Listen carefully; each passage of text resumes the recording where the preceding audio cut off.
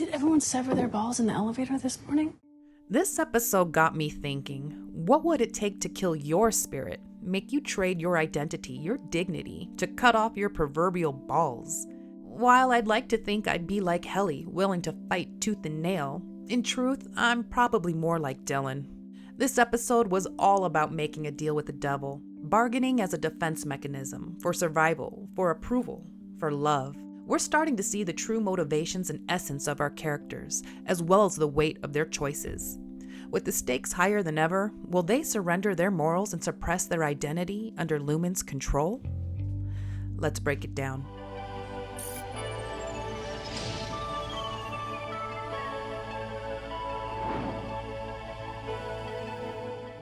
Where we last left off, Outie Mark saw Gemma at Lumen as part of a reintegration memory. He talks with Ragabi and she reassures him he will soon be back with his wife. Bargaining, you know what that is? Mark then brings up the 7 stages of grief. He mentions the bargaining stage, where people fantasize about ways they could change the past.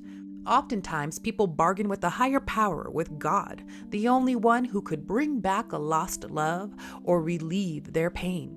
But in this case, who is the higher power Mark is bargaining with to get Gemma back? This feels very much like a Faustian bargain, or more widely known as a deal with the devil. In the original legend, a scholar named Faust becomes depressed, so he calls upon the devil to make a deal. In exchange for a set number of years of happiness, he will trade his soul to be eternally enslaved.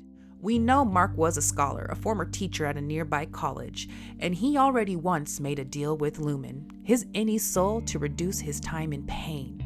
In the Faust legend, the devil sends a representative, Mephistopheles, who, in some interpretations, is also trapped serving the devil, and warns Faust of his choice. I think Ragabi is like Mephistopheles. She seems like she's hiding something from Mark, almost sad when she's telling him he will be reunited with Gemma. She knows the trade-off he's making is his soul or death. All the things you do, all the ways you change to get that person back. You'd drink less, you'd listen more. Though, if I'm sorry, Mark and my dad used to have whiskey as life carved on a flask. It seems like Mark and Gemma's relationship wasn't so perfect.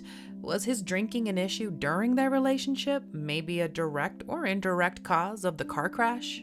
We also see in Rickon's book how Rickon fondly recalls the time he spent discussing literature and life philosophy with Gemma.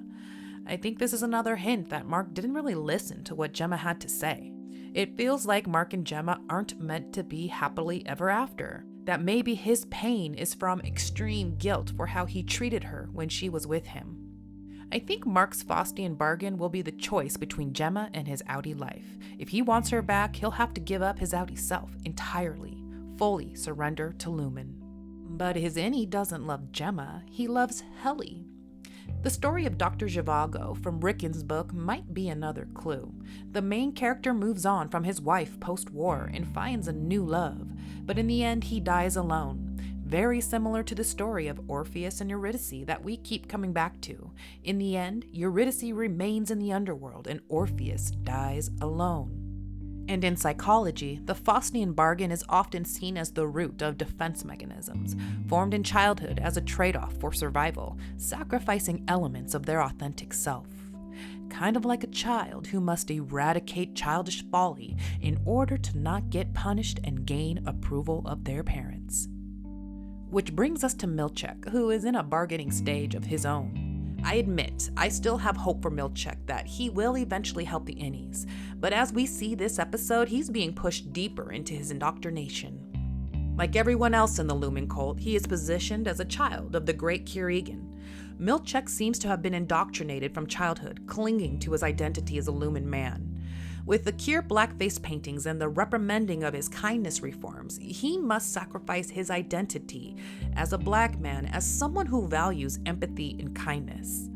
His defense mechanism involves self-punishment, spending what seems like hours placing paper clips exactly how Lumen demands, hoping the repetitive task will change his behavior. He even causes his hand to start shaking involuntarily, his body reacting to the mental strain.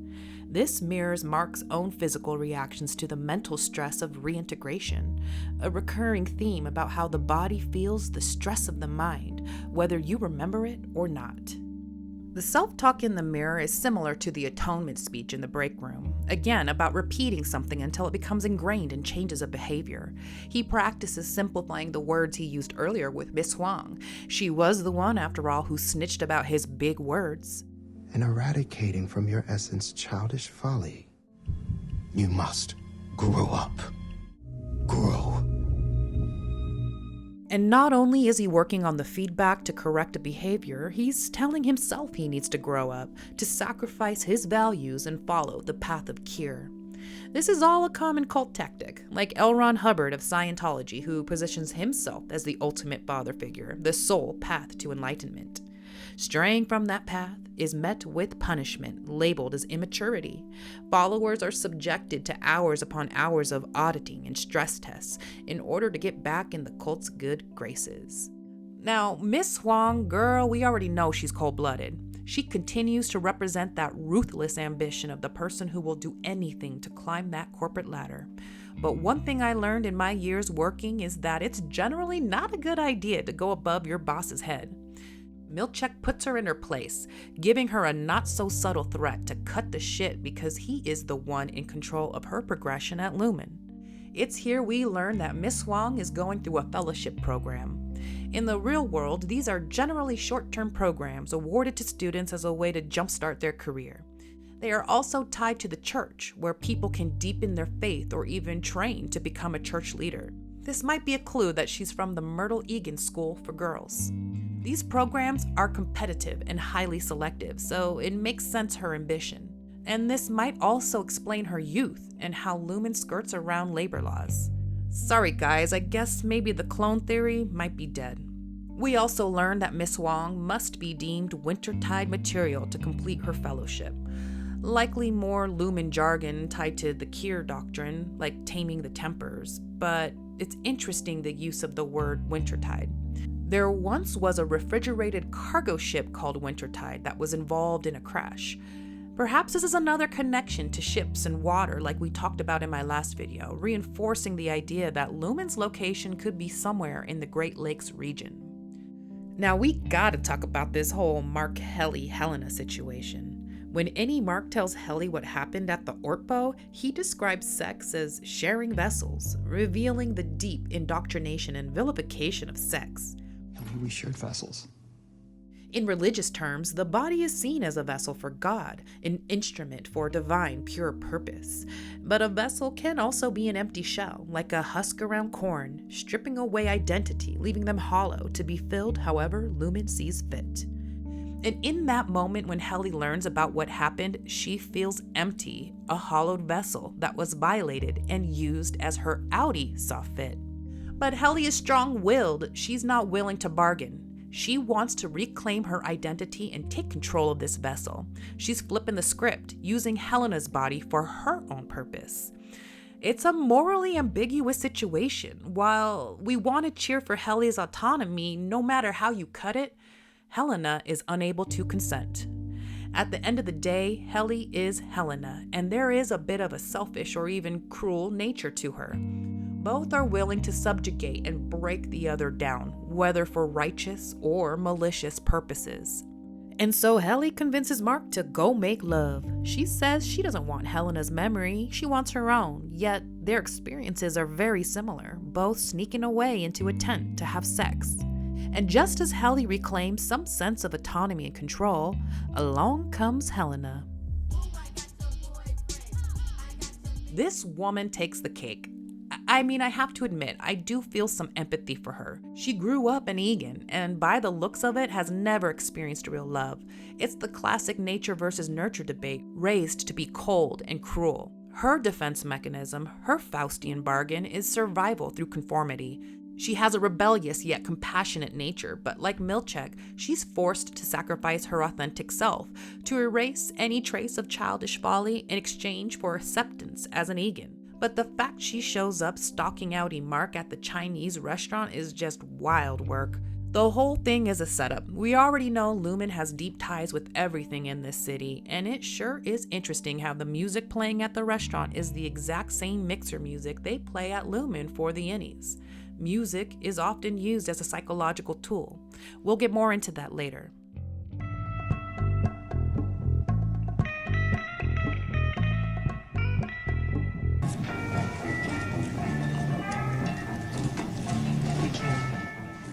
Now, the restaurant itself looks a lot like a repurposed office building, with very similar fluorescent lighting like we see in the long hallways of the severed floor. When Helena approaches Mark, he's stuffing his face, a symptom of reintegration sickness. He's ordered what looks like dinner for two, like the reintegration combines the hunger of both his innie and outie. He's even given 2 fortune cookies for both versions of him. Helena starts the conversation commenting on Mark's appetite, as if she suspects something about the reintegration. And she's also dressed like Helly with the hair down and everything. Maybe also a test to see if he has any reaction. I'm sorry for the systemic error from the other night. You mean the overtime thing? Yes, the OTC. Now, I'm not so sure she's talking about the OTC. Maybe Mark's glitch from Lumen back to his basement was something observed by Lumen's monitoring of their Severance implant. Helena was likely ordered to come here to fish for information, but she also has her own agenda. I think she knows their innie's hooked up, and she is pissed. They're fucking animals.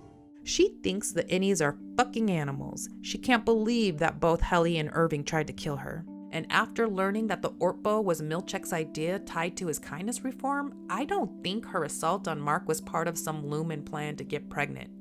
I think it was Helena both rebelling against her father as well as asserting control over her innie. When Helena tells the joke about bringing Mark home to her dad, I think what was funny to her is picturing her dad's face, the horror, the disappointment that his daughter is slumming it with this animal. She seems to struggle with the fact that she can't really love like Helly does, and she sees how important it is to Helly, so she tries to take that away. I don't think it's part of a manipulation ploy, just her cruelty shining through. And she really can't help herself, it seems, like the snide comments she made to Irving on the Orpo. She just has to say some mean shit. I mean, who brings up someone's trauma so casually? She mentions Gemma's car crash and purposefully calls her by the wrong name, Hannah. It's a deliberate jab, taking away Gemma's identity, turning her into a shell of a human, the vessel that she is to Lumen. Now let me back up a little. Before Mark went to the restaurant, he had an unsettling reintegration session. He seemed to wake up in the middle of an innie memory of Miss Huang treating his nosebleed, and then switching back and forth to his basement with Ragabi. He talks to Miss Huang as his outie, and she seems to react to his confusion. Were you just at Lumen? The way Ragabi asks the question is telling. It's not did you remember Lumen, but were you just there? As if he's actually traveling to Lumen in his mind, not just recalling the past, but experiencing it. It's not just waking up on a table, it's human interaction. Ragabi also describes Mark's previous memory glitch in a similar way, calling it human interaction, as if he wasn't just recalling a past moment, but actively engaging with it. I think it's pretty clear that the Severance chip does more than just separate consciousness. It suggests a shift in perception, perhaps an alternate reality, or even a form of time travel, where 2 realities run concurrently at the same time. Do you remember a hallway? A black hallway? I remember, Ragabi knows more than she's letting on. She claims she wants to help Mark reunite with Gemma, but she's more focused on extracting information from him. She pushes him past his comfort zone, urging him to continue, even when the experience freaks him the fuck out. I don't believe her intentions are all bad, but to her, Mark seems to be just a means to an end. She's not so different than Lumen with how she is using Mark for her agenda, knowing full well the dangers of what she's doing to his brain. Ragabi takes advantage of Mark's emotional state, and they decide to expedite the reintegration process after Mark's interaction with Helena at the Chinese restaurant. The whole thing is dangerous and experimental, and as she injects Mark's brain with a mystery liquid, it quickly takes an effect on him. And Devin shows up right as the liquid is working, and things are not looking good for Mark. He seems like he's lost control of his emotions. He gets angry and then seizures on the floor after complaining about an overwhelming smell. So what exactly is going on here? Well, I got curious about the implant itself and how it might be working in the brain. The implant on both Helly and Mark seems to me to be positioned in the basal ganglia, a region often tied to motor control, habit formation, procedural learning, conditioned responses, and even emotion. Could be a coincidence, but the more I look into it, the more it feels relevant to this story. That said, I'm no scientist, more like a student cramming for a paper due tomorrow, so I'd be curious to see if there's anyone out there who could add more color to what I found. To start, the brain is incredibly complex, with all its multiple parts interconnected and working together to bring us to life. So it's no surprise we don't fully understand how it all works yet, and professional opinions vary. But one particular cognitive theory seems to connect to Severance, the prefrontal cortex basal ganglia working memory model. It suggests that the basal ganglia play a major role in working memory, acting as a gate to the prefrontal cortex, deciding if information is relevant to the task at hand. Whether it's picking up a glass of water or learning a new skill, the basal ganglia decides amongst millions of bits of information your brain is taking in what's important and opens the gate, allowing it to be stored in the prefrontal cortex, shaping your memory, habits, and behavior over time. It sort of makes sense with Severance, right? It's like the implant overrides your natural gating system and imposes its own rules for what information is stored and when you can access it.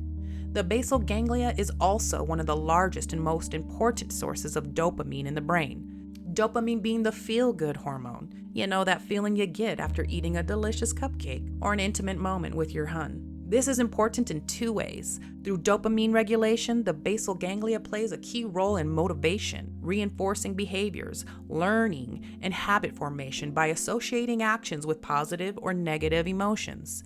Maybe Lumen is tracking dopamine levels as an additional tool to control behavior and emotional state. Well, the affections index for Irving B was in the high 60s. The old break room hints at this, the innies repeating an atonement prayer while being monitored to determine if they're actually sorry or not, reinforcing the guilt and fear, ensuring the behavior is corrected. Dopamine is also key for motor control. It fuels your ability to move smoothly, quickly, and with precision. If there's an issue with dopamine output from the basal ganglia, it can disrupt your movement, potentially causing involuntary tremors, like we saw with Mark's hand, twice now. There's a well-known condition tied to this. It's Parkinson's disease, which affects the basal ganglia and leads to similar tremor effects due to the loss of dopamine-producing cells. Mark's seizure could also be related to Ragabi fucking with the basal ganglia, as they play a role in this stiffening posture and loss of bodily control. It's interesting to think about what this could mean. Is Lumen working on full body control and not just the mind? If they can control dopamine and its receptors for movement, they could potentially control a person's physical actions as well. This ties back to Cold War era projects like MK Ultra, where psychedelics were used for mind control and brainwashing. The goal was to rewire the brain, erasing old behaviors and training the basal ganglia for new ones. Some conspiracy theories suggest that these drugs could create sleeper agents, who, when triggered by a specific phrase, would enter assassin mode, like the plot of The Manchurian Candidate. Maybe completing an MDR file is a trigger, and that's how the Dorner truck explosion that we hear about in Ricken's book and the Lexington letter was carried out. Modern research on psychedelics for addiction treatment follows a similar approach. Rework the brain's neural pathways from the basal ganglia that drive the reward and habit formation behind addiction. Mark's alcoholism seems relevant. He doesn't seem to be affected by cravings when he's in any. Now, experimenting with mind-altering substances to erase behaviors and open the mind to new ones, it's not new. In ancient times, it was often part of religious or cult practices. One early example is the Eleusinian mysteries in ancient Greece over 3,000 years ago, practiced by the cult of Demeter and Persephone. Yes, that Persephone. That's the one. The one connected to Hades in the story of Orpheus and Eurydice, you know, the one we keep talking about with Mark and Gemma. Well, Persephone was the daughter of Demeter, the goddess of grain, agriculture, and fertility. The Eleusinian mysteries reenacted the myth of Persephone's abduction by Hades and reunion with her mother Demeter. According to the myth, after Persephone's abduction, Demeter caused the earth to wither, bringing famine. This pissed Zeus off, and he ordered that Hades return Persephone to Demeter, but because she had already eaten pomegranate seeds in the underworld, she was bound to stay with Hades for part of the year. So this myth served as an ancient explanation for the seasons, winter and death while Persephone remained below, and spring's rebirth when she reunited with Demeter. Now, as part of the Eleusinian mysteries, it's said that the initiates drank kykeon, a brew thought to be laced with ergot, a fungus that produces LSD-like effects. This drug assisted in their connection to the Demeter and Persephone myth, taking them through the cycle of death and rebirth. Some even say they can learn immortality. Does this not sound like a metaphor for cure? His quest to live forever through Severance, his work with the ether perhaps in a concoction that brought upon a similar enlightenment to become reborn like Persephone. What's my name? Persephone. I'm not too sure I'm convinced that Devon represents Persephone. The name drop, just another clue perhaps about the overarching parallels with Mark and Gemma. It seems almost as if Cobell would fit this character better, but maybe I'm missing something important here. What do you guys think? Now, the trippy fungus ergot that the ancient cultist used afflicts grains like wheat or rye, even corn. Not only does corn come up during dinner with Burt and Irving, but we see wheat stalks displayed in the visitation room with Dylan and Gretchen. Garage beer making. Dylan's hobby also another connection to wheat or rye. Now, there's another fun fact about the Great Lakes region. Port Duluth Superior is one of the largest wheat ports in North America. In fact, during the Cold War era, the U.S. toyed around with weaponizing different fungus that afflicts wheat harvest, planning to drop an M115 bomb over Soviet farms and destroy them, like Demeter destroying crops as a power move. I don't know, guys. Maybe this is another coincidence, but all these connections to the Cold War and the Great Lakes are insane. Now, in the visitation room, there's also a soothing song playing, along with the sound of a breeze by the water and seagulls in the background. Back in the Cold War era, the U.S. Army also utilized psychoacoustics, which studies the psychological effect of sound and music on humans. To this day, music is used for therapeutic reasons to help calm and relax the mind. The sounds of the visitation room are a lot like Irv Tybell's Environments album, a very popular series from the 1960s and 70s that sort of pioneered the use of this type of sound for psychological purposes. What's interesting is in this whole session with Gretchen and Dylan, it feels awfully close to a wellness session, right? With Gretchen sharing facts about Dylan's outie, like how he tried scuba and he likes Thai food. So is this more than just a reward for Dylan and leverage to ensure he behaves? Are they also testing him in a similar way as they did with Mark and Gemma, seeing what he remembers, testing his emotional responses? It's apparent both Gretchen and Dylan's outie are unhappy. It seems Dylan takes his relationship and his wife and kids for granted, while his innie feels so lucky to spend time with Gretchen. And to Gretchen, it's like her marriage is being reignited.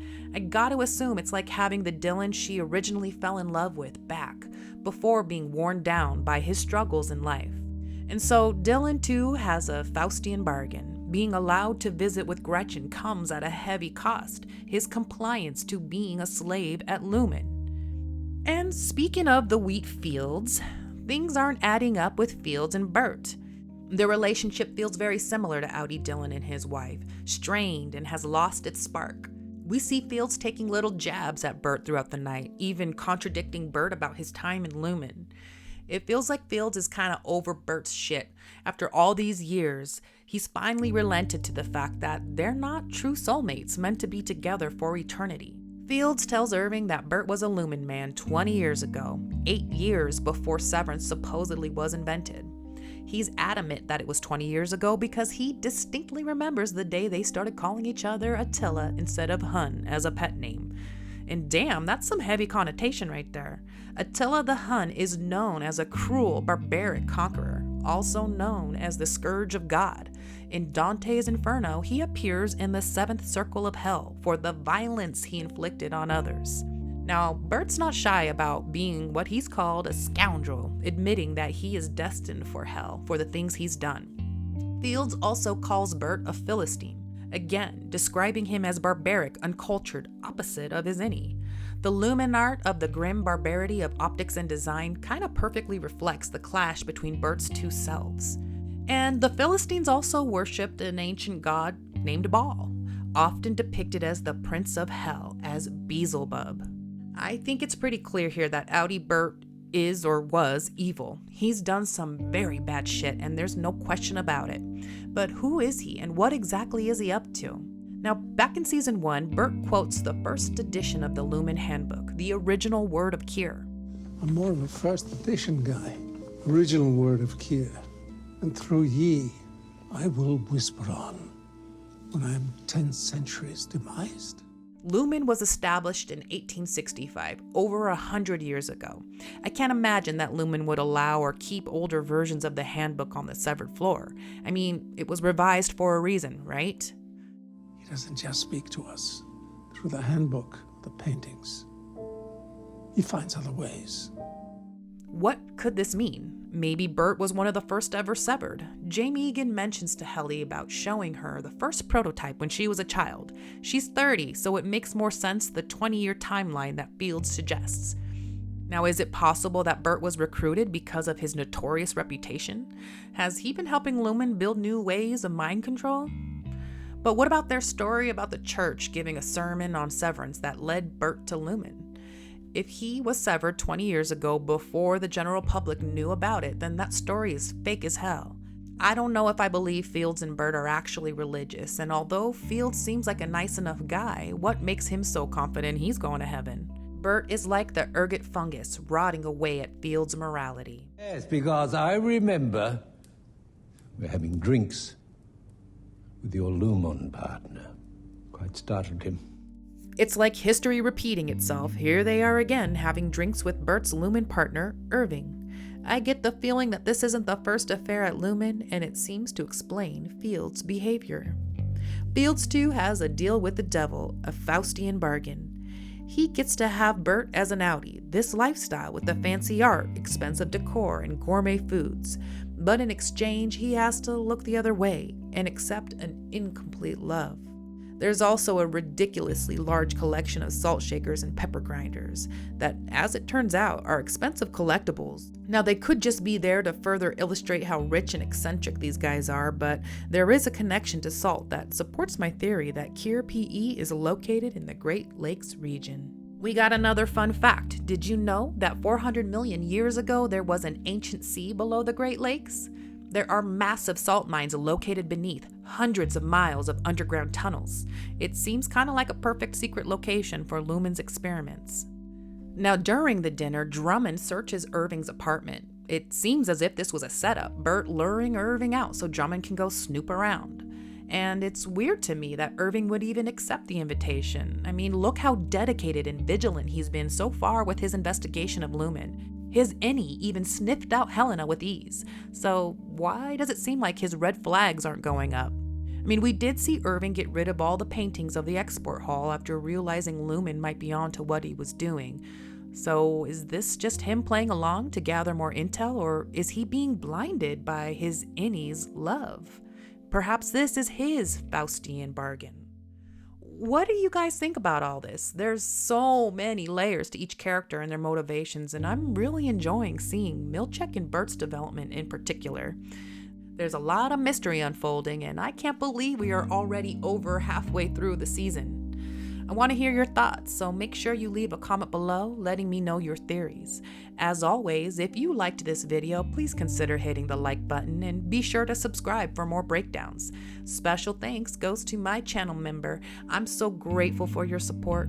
You too can get a member shout out by hitting that join button today. Until next time, toodles.